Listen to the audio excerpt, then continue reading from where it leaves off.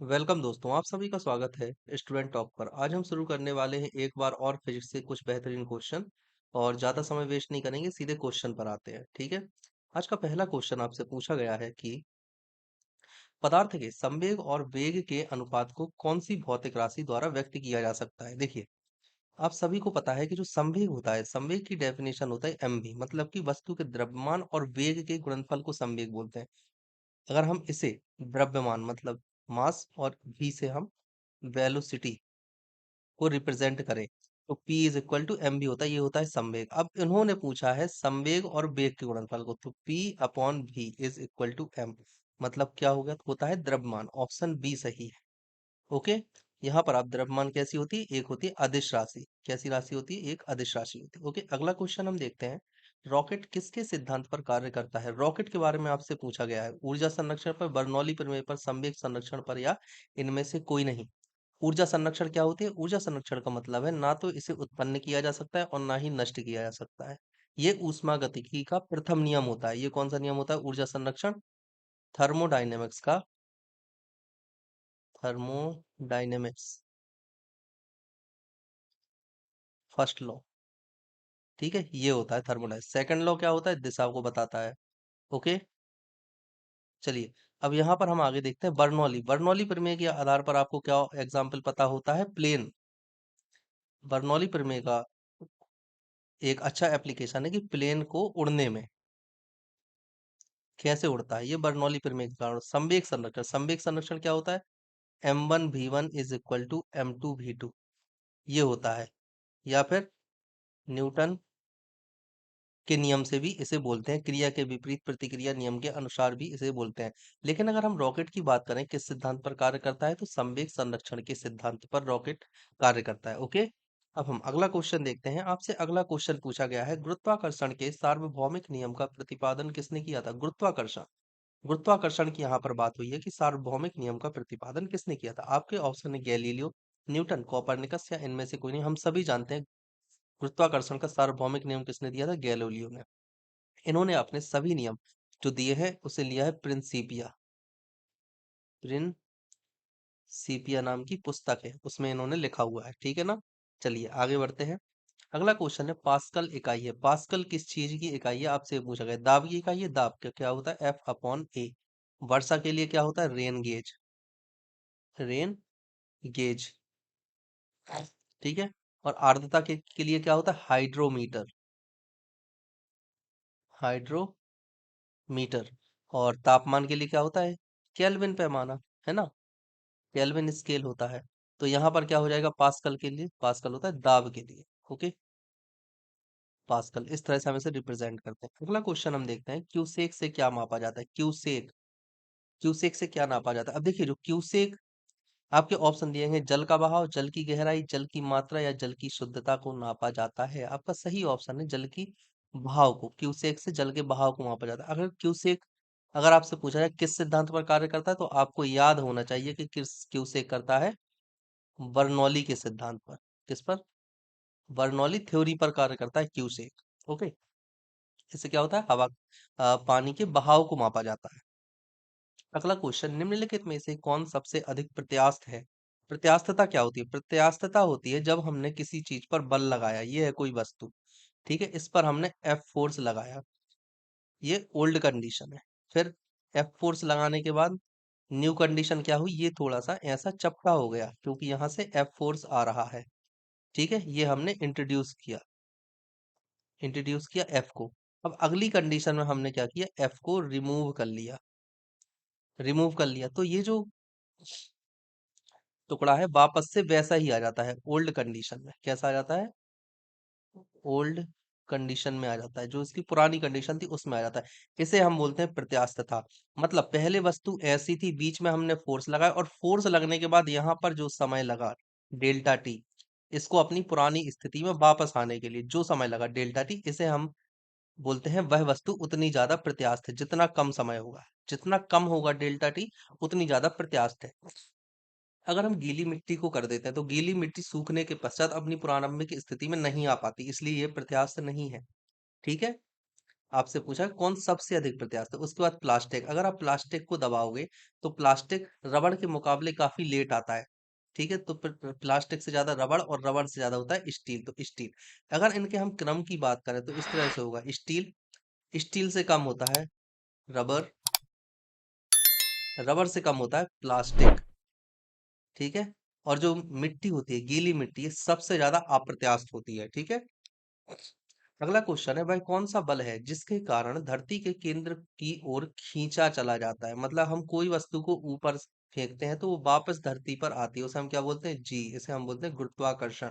और गुरुत्वाकर्षण का सार्वभौमिक सिद्धांत किसने दिया था? न्यूटन ने। गुरुत्वाकर्षण की खोज किसने की थी? ये की थी गैलीलियो ने। ठीक है, याद रखना है आप। चलिए अगला क्वेश्चन हम देखते हैं, पृथ्वी के गुरुत्वाकर्षण का कितना भाग चंद्रमा के गुरुत्वाकर्षण के सबसे नजदीक होगा? चंद्रमा, ये है हमारी पृथ्वी, मतलब अर्थ। ठीक है, यहाँ पर है मून। अब सबसे नजदीक अगर आपसे पूछा जा रहा है चंद्रमा के सबसे नजदीक, तो हम मान लेते हैं कि इसकी सतह पर होगा, है ना? सतह से ज्यादा नजदीक तो होगी नहीं कोई चीज। तो जो चंद्रमा पर अगर गुरुत्वीय त्वरण जी ई है और मून पर गुरुत्वीय त्वरण जी एम है, तो जी ई इक्वल टू होता है 6 GM। समझ में आ रही है बात? मतलब कि जो पृथ्वी पर गुरुत्वीय त्वरण है वो कई गुना ज्यादा होता है चंद्रमा के गुरुत्वीय त्वरण के। ठीक है, तो यहां से अगर आप देखोगे तो 1/6 आएगा। Okay, option C. और यही कारण है कि जब आप चंद्रमा पर जाते हो ना और किसी वस्तु को लेकर, तो द्रव्यमान तो सेम रहता है लेकिन भार कम हो जाते हैं, क्योंकि वहां पर गुरुत्वीय त्वरण होता है। भार को हम किससे रिप्रेजेंट करते हैं? M × G से। अगर G कम हो गया तो भार भी कम हो जाता है। ठीक है, अगला क्वेश्चन, आर्किमिडीज का नियम निम्नलिखित में से किससे संबंधित है? आर्किमिडीज का नियम किस चीज से संबंधित है? देखिए, गुरुत्वाकर्षण के नियम से, समकोण त्रिभुज का नियम, पिलवन का नियम, या इनमें से कोई नहीं। पिलवन का नियम, पिलवन का नियम में आर्किमिडीज ने कहा था, जब हम पानी में जाते हैं तो पानी खुद, जैसे मान लीजिए ये है वाटर, ठीक है, यहाँ पर कोई वाटर है और यहाँ पर आप तैर रहे हैं, ये हो आप तैर रहे हो, तो पानी के द्वारा भी ऊपर की तरफ एक बल लगाया जाता है। समझ रहे हो? इस बल को ही प्लवन का बल कहा जाता है और इस नियम को प्लवन का नियम कहा जाता है। ठीक है, ऑप्शन सी। अगला क्वेश्चन, श्यानता की इकाई क्या है? श्यानता आपसे पूछी गई है। पॉइज, पॉइजुली, पास्कल, या इनमें से कोई नहीं। सही आंसर है पॉइज। श्यानता की इकाई क्या होती है? पॉइज। ओके, पास्कल किस चीज की इकाई होती है? दाब। ओके, अगला क्वेश्चन हम देखते हैं, आपसे पूछा गया है दूध से क्रीम निकालने में कौन सा बल लगता है? घर्षण, अभिकेंद्री, अपकेंद्री, या इनमें से कोई नहीं। देखिए, दो तरीके के बल होते हैं, एक तो होता है अभिकेंद्री और दूसरा होता है अपकेंद्री। अभिकेंद्री बल कैसा होता है? अगर ये पृथ्वी है तो केंद्र की ओर। और अपकेंद्री बल कैसा होता है? केंद्र से बाहर। ये केंद्र की ओर होता है। कैसा होता है? केंद्र की तरफ। और ये क्या होता है? केंद्र से दूर। लेकिन ध्यान रखने वाली बात यह है कि जो अभिकेंद्री बल होता है ना, ये रियल फोर्स होता है। कैसा होता है? Real force. और जो अपकेंद्री बल होता है, ये रियल फोर्स नहीं होता, ये इमेजिनरी होता है। कैसा होता है? इमेजिनरी, मतलब कि काल्पनिक बल होता है। ओके, ये चीज आपको याद रखनी है। ये वाला क्वेश्चन पूछ लिया जाता है कि निम्न में से कौन सा काल्पनिक बल है या कौन सा आभासी बल है? Virtually, virtual. ठीक है ना, कौन सा आभासी है? तो कौन सा है? अपकेंद्री बल आभासी है। सही आंसर यहाँ पर क्या हो जाएगा? दूध से क्रीम निकालने के लिए केंद्र से दूर की ओर कौन सा लगता है? अपकेंद्री बल। इसलिए आंसर हो जाएगा सी, अपकेंद्री बल। अगला क्वेश्चन आपसे पूछा गया है, चाबी भरी घड़ी में कौन सी ऊर्जा होती है? अगर आपने किसी घड़ी में, ये है कोई घड़ी आपकी, ठीक है ना, ये उसके कांटे हैं और इसमें आपने चाबी भर दी। चाबी भर दी मतलब आपने चाबी पर एक कार्य किया। तो अगर आप देखो तो आप जितनी भी ऊर्जा दोगे वो किए गए कार्य के रूप में और ऊष्मा के रूप में निकल जाती है। ये था, ये ऊष्मागतिकी का नियम है। ओके, तो अब आपने इस पर किया कार्य। जब आप कार्य करोगे तो जो भी आपने कार्य किया किसी चीज पर, तो वो आंतरिक ऊर्जा के रूप में इकट्ठी हो गई। समझ में आ रही है बात?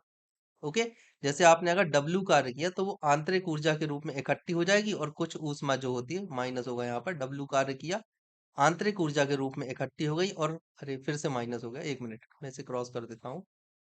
ये है। ओके, अब देखिए, आपने कोई आंतरिक कार्य किया W किसी सिस्टम पर, तो आपके द्वारा जो भी कार्य किया गया वो एक तो ऊष्मा के रूप में निकल गया और दूसरा कुछ की वेस्ट हो गई। और कुछ होती है जो कि उसकी आंतरिक ऊर्जा के रूप में इकट्ठी हो जाती है। अब जो वेस्ट हो गई उसे हम काउंट नहीं करेंगे। जब हम घड़ी में चाबी डालते हैं तो चाबी डालने पर हम क्या करते हैं, उस पर कार्य करते हैं, और कार्य करने के दौरान जो भी स्थितिज ऊर्जा, मतलब जो भी ऊर्जा होती है वो कुछ वेस्ट हो जाती है और कुछ स्थितिज ऊर्जा के रूप में इकट्ठी हो जाती है। तो आंसर क्या हो जाएगा, स्थितिज ऊर्जा। कौन सी ऊर्जा होती है, स्थितिज ऊर्जा। गतिज ऊर्जा नहीं होती, संचित नहीं, यांत्रिक नहीं, ठीक है, क्या होती है, स्थितिज ऊर्जा। चलिए, अगला क्वेश्चन है, सूर्य की ऊर्जा उत्पन्न होती है, सूर्य की ऊर्जा किस चीज से उत्पन्न होती है, आपको ये बताना है। ऑक्सीकरण से, नाभिकीय विखंडन, आयनन, या नाभिकीय संलयन। देखिए, सूर्य में क्या होता है, हाइड्रोजन। हा, पूरे ब्रह्मांड में सबसे ज्यादा मात्रा में हाइड्रोजन ही पाया जाता है। अगर कभी क्वेश्चन आता है ब्रह्मांड में सबसे अधिक मात्रा में पाए जाने वाला तत्व कौन सा है, तो इसका आंसर है हाइड्रोजन, ये आपको याद रखना है। दूसरा, हाइड्रोजन के दो अणु मिलकर, हाइड्रोजन के दो अणु आपस में मिलकर क्या बनाते हैं, हीलियम अणु बना लेते हैं। ठीक है, इसे हम बोलते हैं नाभिकीय संलयन। और जब ऐसा काम होता है, ये कौन सी अभिक्रिया होती है, ये होती है ऊष्मा क्षेपी अभिक्रिया। तो जब भी नाभिकीय संलयन होता है, ऊष्मा निकलती है। समझ में आ रही है बात। और सूर्य की ऊर्जा का मुख्य स्रोत यहाँ से क्या हो जाएगा, मुख्य स्रोत हो जाएगा नाभिकीय संलयन, ना कि आयनन। ठीक है, अगर आयनन होता है, आयनन का मतलब है, जैसे मान लीजिए ये है NaOH, ठीक है। अब हमें इन्हें दो चीजों में तोड़ना है, Na और OH। अगर हम बंध को तोड़ रहे हैं तो हमें इन्हें कुछ ऊर्जा देनी होगी, तभी अलग होगा। तो ये ऊष्माशोषी अभिक्रिया होती है। अगर हम विखंडन करवा रहे हैं तो इसमें न्यूट्रॉन को तेज गति से लाना पड़ता है, तो इसमें भी हम ऊर्जा दे रहे हैं, ये भी ऊष्माशोषी अभिक्रिया। ऑक्सीकरण, ये भी सही आंसर क्या है, सूर्य की ऊर्जा का नाभिकीय संलयन। ओके, चलिए अगला क्वेश्चन हम देखते हैं अब। अगला क्वेश्चन आपसे पूछा गया है, वायुमंडल में बादलों के तैरने का कारण क्या है। ओके, देखिए, कोई भी चीज, जैसे मान लीजिए एक भारी चीज है, तरल है, और एक हल्का तरल है, ठीक है ना।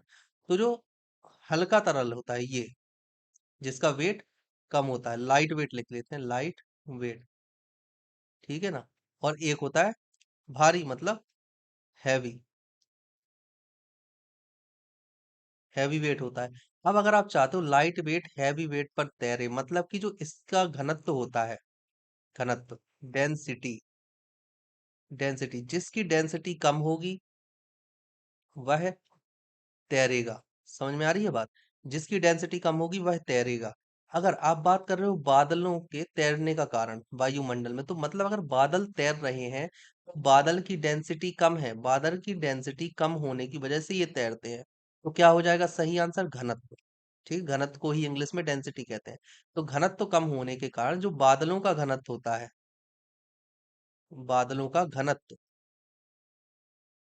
वह कैसा होता है, कम होता है, किससे, वायुमंडल के, वायुमंडल के घनत्व से कम होता है, इसलिए बादल तैरने लगते हैं। ओके, अगला क्वेश्चन हम देखते हैं, वस्तु की मात्रा बदलने पर क्या अपरिवर्तित रहेगा। अगर हम वस्तु की मात्रा बदलते हैं तो अपरिवर्तित क्या रहेगा, आपसे ये पूछा गया है। देखिए, मैंने अभी बताया है वस्तु की मात्रा बदलने पर क्या अपरिवर्तित रहेगा। मान लीजिए आपके पास ये है कोई वस्तु M, ठीक है, वस्तु का नाम है M। अब इसका टोटल वजन है 1 किलोग्राम। आपने इसे अगर बीच में से काट दिया तो इसके दो टुकड़े बने, M1 और M2। अब जो टोटल होता है M1 plus M2 is equal to होता है M। अगर आप आयतन को देखो तो आयतन आधा हो गया। अगर आप द्रव्यमान को देखो तो द्रव्यमान भी आधा हो गया। अगर आप भार को देखोगे तो भार भी आधा हो जाएगा, क्योंकि W is equal to mg होता है। मतलब कि W प्रोपोर्शनल है M के, G तो कांस्टेंट है। अगर आपने M को कम कर दिया तो W भी कम हो गया, मतलब कि आयतन भी चेंज हो रहा है, घनत्व भी चेंज हो रहा है, और द्रव्यमान भी, सॉरी, घनत्व नहीं हो रहा है, द्रव्यमान भी चेंज हो रहा है और भार भी चेंज हो रहा है। तो सही आंसर क्या अपरिवर्तित रहता है, घनत्व। ठीक है, घनत्व है इसका आंसर। चलिए अगला क्वेश्चन अब हम देखते हैं। अगला क्वेश्चन आपसे पूछा गया है, जल में तैरना न्यूटन की गति के किस नियम के कारण संभव है। जल में तैरना, देखिए, अगर कोई व्यक्ति है जो पानी में तैर रहा है इस तरह से, तो वह अपने हाथों के द्वारा पानी पर एक बल लगाता है, ठीक है ना। पानी पर एक बल लगाता है, मतलब कि पानी पर क्रिया करता है। क्या करता है, पानी पर क्रिया करता है। क्रिया करने के पश्चात क्या होता है, विपरीत दूसरी तरफ से एक प्रतिक्रिया कार्य करती है। किसकी, जल की प्रतिक्रिया कार्य करती है। तो क्रिया के विपरीत प्रतिक्रिया का नियम कौन सा नियम था, ये न्यूटन का नियम है। न्यूटन का कौन सा नियम, तृतीय नियम। समझ गए आप लोग। देखिए, बहुत अच्छा, न्यूटन के तृतीय नियम के अनुसार कोई व्यक्ति पानी में तैर सकता है। ओके, फर्स्ट लॉ क्या था न्यूटन का, आप सभी जानते हैं। फर्स्ट लॉ था जड़त्व का नियम। कैसा? जड़त्व का नियम। सेकंड लॉ क्या था? सेकंड लॉ था संवेग परिवर्तन। समझ में आ रही बात? F is equal to ma। ठीक है, चलिए अब हम अगला क्वेश्चन देखते हैं। अगला क्वेश्चन आपसे पूछा गया है, निम्नलिखित में से कौन सी राशि सदिश राशि नहीं है? आपसे ये बताना है। सदिश का मतलब क्या होता है? जिसमें दिशा और परिमाण दोनों होते हैं। एग्जाम्पल इनके क्या होते हैं? जिसमें भी दिशा हो, जैसे अगर आप वेग को लो तो वेग में क्या होता है? वेग में होता है विस्थापन बटे समय अंतराल। आयतन में किसी तरह की कोई दिशा नहीं होती। विस्थापन में बिल्कुल, विस्थापन में दिशा होती है, क्योंकि डी विस्थापन में दिशा होती है। विस्थापन की दिशा क्या होती है? ऐसी। अगर आपने सीधी सरल रेखा में गई तो ये, और अगर आपने यहां से कोई बिंदु चलाना शुरू किया और इधर पर आए, ठीक है, तो ये गई है ऐसी। लेकिन विस्थापन की दिशा इस तरह से होगी, ठीक है ना। मतलब प्रारंभिक बिंदु से अंतिम बिंदु की ओर होती है विस्थापन की दिशा, इस दिशा में। यहाँ पर ये दिशा हो जाएगी। अगर कोई कण यहाँ से चलना शुरू करता है और वो घूम फिर कर इस तरह से इधर यहाँ आ जाता है, तो विस्थापन की दिशा हो जाएगी ये। मतलब प्रारंभिक बिंदु से अंतिम बिंदु की ओर होती है। समझ में आ रही है आपको बात? बहुत बढ़िया। बल बल होता है क्या?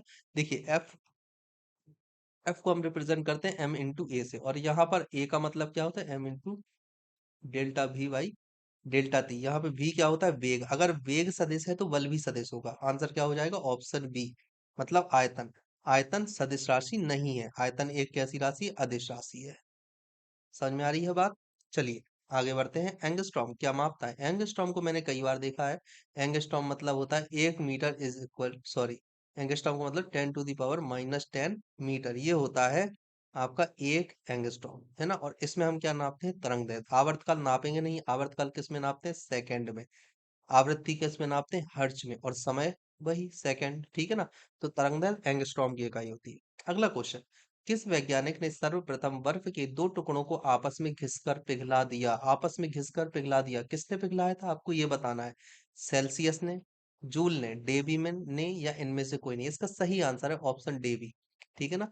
डेवी ने क्या किया था? दो बर्फ के टुकड़े लिए निर्वात में, ठीक है। इन्होंने दो बर्फ के टुकड़े निर्वात में लिए, और निर्वात में देखिए बताता हूं मैं आपको। पहला टुकड़ा और दूसरा टुकड़ा, और यहाँ पर क्या था? पूरा था वैक्यूम, ठीक है ना। और जब वैक्यूम में इनको रगड़ा गया तो ये आपस में पिघल गए। इन्होंने इस प्रयोग को ये सिद्ध करने के लिए किया था कि जो भी कार्य किया जाता है वह ऊष्मा में परिवर्तित हो जाता है, ठीक है ना। हमारे द्वारा किया गया कार्य ऊष्मा में परिवर्तित हो जाता है, इसलिए इन्होंने निर्वात लिया था। अगर ये वायु ले लेते तो वायु से कुछ ना कुछ ऊर्जा मिलती, घर्षण होता, तो वो चीज ठीक से सिद्ध नहीं हो पाती, इसलिए इन्होंने निर्वात लिया था, ठीक है। अगला क्वेश्चन आपसे पूछा गया है, ऊष्मा एक प्रकार की ऊर्जा है जिसे कार्य में बदला जा सकता है। इसका प्रत्यक्ष प्रमाण सबसे पहले किसने दिया था? ऊष्मा एक प्रकार की ऊर्जा है। ऊष्मा एक प्रकार की ऊर्जा है जिसे कार्य में बदला जा सकता है। इसका सबसे पहले प्रत्यक्ष प्रमाण किसने दिया था? अभी हमने बात की है। सेल्सियस, डेवी, जूल या रमफोर्ड? सही आंसर है रमफोर्ड, ऑप्शन डी, ठीक है। याद रखना है। अगला क्वेश्चन, लोहे की सुई पानी की सतह पर तैरती है, इस परिघटना का क्या कारण है? लोहे की सुई, श्यानता, गुरुत्वीय तनाव, पृष्ठ तनाव, या इनमें से कोई नहीं? क्या होता है पृष्ठ तनाव? देखिए पृष्ठ तनाव का मतलब ये होता है, यहाँ पर एक टब भरा, तो इसकी जो ये वाली सतह होती है, कौन सी वाली? ये वाली जो सतह होती है, सतह, यहाँ पे बाहर की तरफ एक बल कार्य कर रहा होता है, ठीक है ना, जो वस्तुओं को यहाँ पर डूबने से कुछ हद तक रोकता है।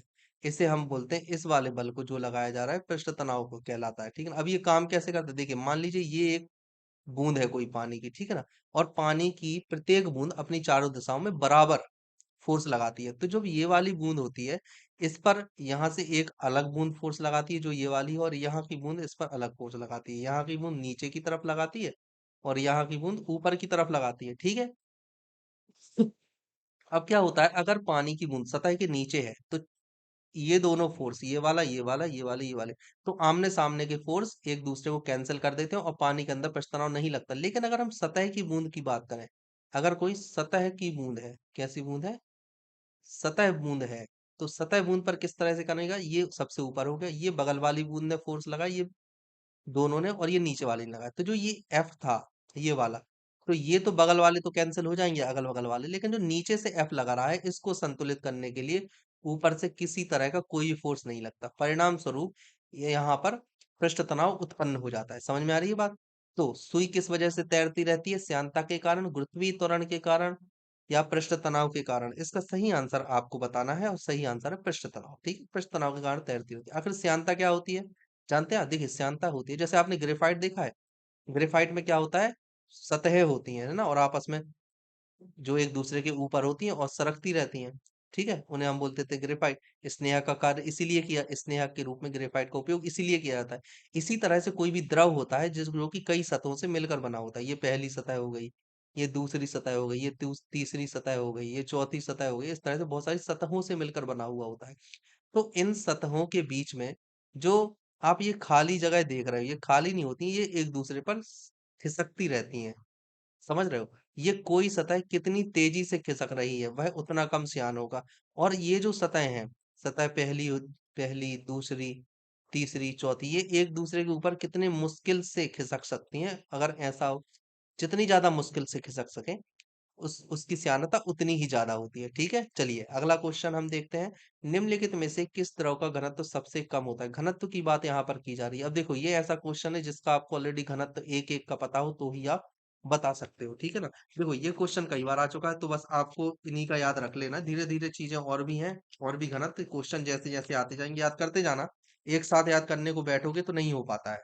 ठीक है, तो आप देखिए, सबसे पहले आप घनत्व याद कर लीजिए। देखिए, आपको मैं बात करूं, यहाँ पर आपके सामने मरकरी है, तो मरकरी को आपको घनत्व पता होना चाहिए, 13.6 ग्राम पर सेंटीमीटर क्यूब होता है। ठीक है, इसके आगे अगर आप देखते हो ताजा जल, ये वाला ताजा जल है, तो ताजा जल की अगर आप घनत्व की बात करते हो, वाटर की, तो ताजा जल का घनत्व होता है 1 ग्राम पर सेंटीमीटर क्यूब। और यहाँ पर नमकीन जल है, नमकीन जल का घनत्व कुछ कम होता है, 0.7, सॉरी, नमकीन जल का घनत्व इस ताजे जल से ज्यादा होता है। जो ये वाटर होता है नॉर्मल, है ना, नॉर्मल वाटर का घनत्व और सॉल्ट वाटर का जो है ज्यादा होता है। वहीं अगर हम पेट्रोल की बात करते हैं, वैसे भी आप सभी को पता है पेट्रोल जल पर तैरता रहता है, तो अगर आप पेट्रोल की बात करते हो, तो पेट्रोल का घनत्व होता है 0.7, तभी तो वो तैरता रहता है।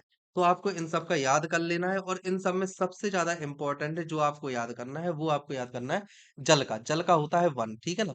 अगर आप जल का घनत्व याद कर लेते हो तो बाकी सबको आप कंपैरिजन में सॉल्व कर सकते हो। जैसे कि अगर आप जल की बात करो, तो जल का घनत्व अगर आपको पता है 1, तो पारा तो धातु है, पारे का घनत्व 1 से ज्यादा ही होगा।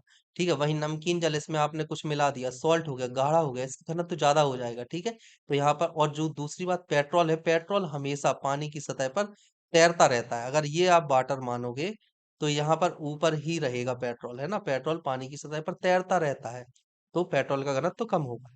अगला क्वेश्चन हम देखते हैं, 1 हॉर्स पावर कितने वाट के बराबर होता है? ये याद कर लेना है आपको। 1 हॉर्स पावर इक्वल टू होता है 746 वाट। ये बहुत ज्यादा इंपॉर्टेंट क्वेश्चन है, कई बार आ चुका है। आजकल ऐसा भी आने लगा है, 1 वाट किसके बराबर होता है? 1 वाट कितने हॉर्स पावर के बराबर होता है? तो आपको पता होना चाहिए। वैसे तो आप निकाल लोगे भाग देकर के, 1/746 कितना आ जाएगा? ये आ जाएगा वही 1.13 कुछ आएगा इस तरह से। ठीक है ना, वो आप देख लेना, 1.3 इस तरह से आएगा, इंटू 10 की पावर में। ठीक है, तो यहाँ पर सही आंसर क्या हो जाएगा? 746। अगला क्वेश्चन हम देखते हैं, बर्नौली प्रमेय आधारित है। बर्नौली प्रमेय किस चीज पर आधारित है? आपसे ये पूछा गया है, आपको बताना है बर्नौली प्रमेय किस चीज पर आधारित है। ऊर्जा संरक्षण पर आधारित है, संवेग संरक्षण पर, आवेश संरक्षण पर, या इनमें से कोई नहीं? नहीं, आवेश संरक्षण पर नहीं, बर्नौली प्रमेय आधारित है ऊर्जा संरक्षण पर। बर्नौली प्रमेय में ऐसा होता है, ये हुआ, यहाँ पर आपने कुछ बना दिया द्रव के प्रवाह को, तो इसमें ऐसा होता है कि आप जितना ज्यादा वेग होगा, द्रव का वेग जितना ज्यादा होगा, दाब उतना ही कम होगा, वेग जितना कम होगा, दाब उतना ही ज्यादा होगा। अगर दाब और वेग, इस ये सिद्धांत बर्नौली प्रमेय में निकल कर सामने आता है, ये आपको याद रखना है। कई बार आपने क्वेश्चन देखा होगा कि जहां पर किसी हवा का वेग बहुत ज्यादा है, तो वहां पर दबाव कैसा होगा? तो वहां पर दबाव कम होगा। क्यों? बर्नौली प्रमेय की वजह से ही ये सब चीजें निकल कर आती हैं। वेंचुरी मीटर क्या नापता है? पानी के दबाव को नापता है ना, पानी के वेग को नापता है। वो भी किस चीज पर आधारित होता है? बर्नौली प्रमेय पर आधारित। तो आपको याद रखना है बर्नौली प्रमेय ऊर्जा संरक्षण पर आधारित है। ठीक है, चलिए अगला क्वेश्चन देखते हैं। बर्फ पर दाव बढ़ाने से उसका गलनांक क्या होगा? बर्फ पर अगर आप दाब बढ़ाते हो तो उसका गलनांक क्या होगा? इसके लिए आपको देखो दो चीज याद रखनी है। एक तो चीज ऐसी होगी जब आप किसी चीज को जलाते हो, जैसे मान लीजिए सॉलिड है, ठीक है, आपने इसे किया गर्म, ठीक है, गर्म किया और सॉलिड पिघल गई, किस में बन गई? लिक्विड में, ठीक है। अब यहाँ पर दो कंडीशन आती हैं। अगर आप इसके आयतन को, सॉलिड के आयतन को भी मान लेते हो, तो कंडीशन आ सकती है ऐसा लिक्विड जिसका आयतन भी से कम हो जाए, या ऐसा लिक्विड जिसका आयतन अ, यहाँ पर भी से ज्यादा है और जिसका आयतन भी से कम हो जाए। दो तरीके का आता है। जैसे अगर आप आइस को ले लो, बर्फ को ले लो, और जब आप इसे गलाते हो तो बनता है वाटर, और जो वाटर का होता है, अगर हम इसका V1 माने, इसका V2 माने, तो जो वाटर का आयतन होता है, वाटर का, वो कम होता है बर्फ के आयतन से, समझे ना। तो आपको ऐसे याद रखना है वह पदार्थ। आमतौर पर अगर देखा जाए तो यहाँ पर आपसे बर्फ पूछा गया है, दाब बढ़ाने पर गलनांक क्या हो जाएगा? कम हो जाएगा, ठीक है, आप यहाँ पर डायरेक्ट लगा दोगे। लेकिन आपको याद रखना है ऐसे पदार्थ जिनका आयतन गलाने पर, या दाब हाँ, जिनका आयतन गलाने पर कम हो जाता है, उनमें दाब बढ़ाने पर उनका गलनांक कम हो जाएगा, और जिनका आयतन बढ़ जाता है गलने के पश्चात, तो उनका दाब बढ़ाने पर गलनांक भी बढ़ जाएगा। ठीक है, ये चीज आपको याद रखनी है। चलिए, आज के लिए इतना काफी है। बाकी हम क्वेश्चन करेंगे अगले लेक्चर में, कल करेंगे, और आपको इसी तरह से बहुत अच्छे क्वेश्चन मिलेंगे एएलपी, लोको पायलट और टेक्नीशियन के लिए, जिससे आपका साइंस इतना मजबूत हो जाएगा कि आप आसानी से किसी भी रेलवे एग्जाम को क्रैक कर पाओगे। ठीक है, तो आज के लिए इतना काफी है, और अगर चैनल को सब्सक्राइब नहीं किया है तो प्लीज सब्सक्राइब कर दीजिएगा, शेयर कर दीजिएगा अपने दोस्तों के साथ। Good bye.